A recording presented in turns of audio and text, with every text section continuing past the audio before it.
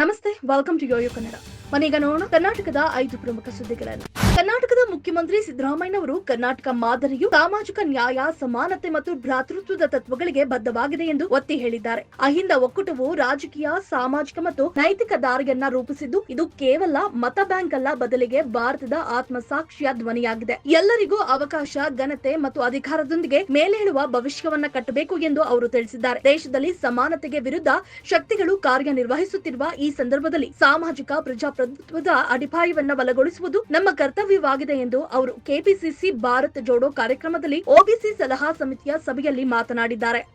ಶರಾವತಿ ಹಿನ್ನೀರಿನಲ್ಲಿ ನಿರ್ಮಾಣವಾಗಿರುವ ತೂಗು ಸೇತುವೆ ಲೋಕಾರ್ಪಣೆ ವಿಚಾರವಾಗಿ ಸಂಸದ ಬಿವೈ ರಾಘವೇಂದ್ರ ಮತ್ತು ಕಾಂಗ್ರೆಸ್ ಶಾಸಕ ಬೇಳೂರು ಗೋಪಾಲಕೃಷ್ಣ ಪರಸ್ಪರ ವಾಗ್ದಾಳಿ ನಡೆಸಿದ್ದಾರೆ. ಶರಾವತಿ ಹಿನ್ನೀರಿನಲ್ಲಿ ನಿರ್ಮಾಣವಾಗಿರುವ ದೇಶದ 2ನೇ ಅತಿ ಉದ್ದದ ತೂಗು ಸೇತುವೆಯನ್ನ ಸೋಮವಾರ ಕೇಂದ್ರ ಭೂ ಸಾರಿಗೆ ಸಚಿವ ನಿತಿನ್ ಗಡ್ಕರಿ ಲೋಕಾರ್ಪಣೆಗೊಳಿಸಿದ್ರು. ಶಿಷ್ಟಾಚಾರ ಉಲ್ಲಂಘನೆಯಾಗಿದೆ ಎಂದು ಸಿಎಂ, ಸಚಿವರು ಮತ್ತು ಸಾಗರ ಶಾಸಕರು ಕಾರ್ಯಕ್ರಮದಲ್ಲಿ ಭಾಗಿಯಾಗಿರಲಿಲ್ಲ. ಇದೀಗ ಈ ವಿಚಾರ ವಿಪಕ್ಷ ಮತ್ತು ಆಡಳಿತ ಪಕ್ಷದ ನಡುವೆ ಜಟಾಪಟಿಗೆ ಕಾರಣವಾಗಿದೆ.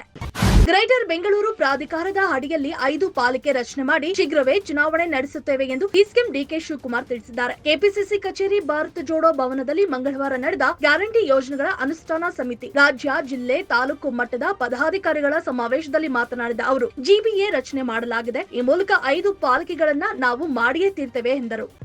ರಾಜ್ಯ ಬಿಜೆಪಿಯ ರಾಜ್ಯಾಧ್ಯಕ್ಷ ಘೋಷಣೆಗೆ ಕ್ಷಣಗಣನೆ ಆರಂಭವಾಗಿದ್ದು, ಈ ಕುತೂಹಲಕಾರಿ ಕ್ಷಣದಲ್ಲಿ ಉಚ್ಚಾಟಿತ ಶಾಸಕ ಬಸನಗೌಡ ಪಾಟೀಲ್ ಯತ್ನಾಳ್ ಅವರ ಫೇಸ್ಬುಕ್ ಪೋಸ್ಟ್ ರಾಜಕಾರಣದಲ್ಲಿ ತೀವ್ರ ಸಂಚಲನ ಮೂಡಿಸಿದೆ. ಶೀಘ್ರದಲ್ಲಿ ಕರ್ನಾಟಕ ಜನತೆಗೆ ಶುಭ ಸುದ್ದಿ ಎಂದು ಯತ್ನಾಳ್ ಪೋಸ್ಟ್ ಮಾಡಿದ್ದು, ಈ ಒಂದೇ ಪೋಸ್ಟ್ ರಾಜಕಾರಣದಲ್ಲಿ ಅನೇಕ ಊಹಾಪೋಹಗಳಿಗೆ ಕಾರಣವಾಗಿದ್ದು, ಅವರ ಅಭಿಮಾನಿಗಳು ಮತ್ತು ವಿರೋಧಿಗಳ ನಡುವೆಯೂ ಕೂಡ ಚರ್ಚೆ ಗರಿಗೆದರಿದೆ.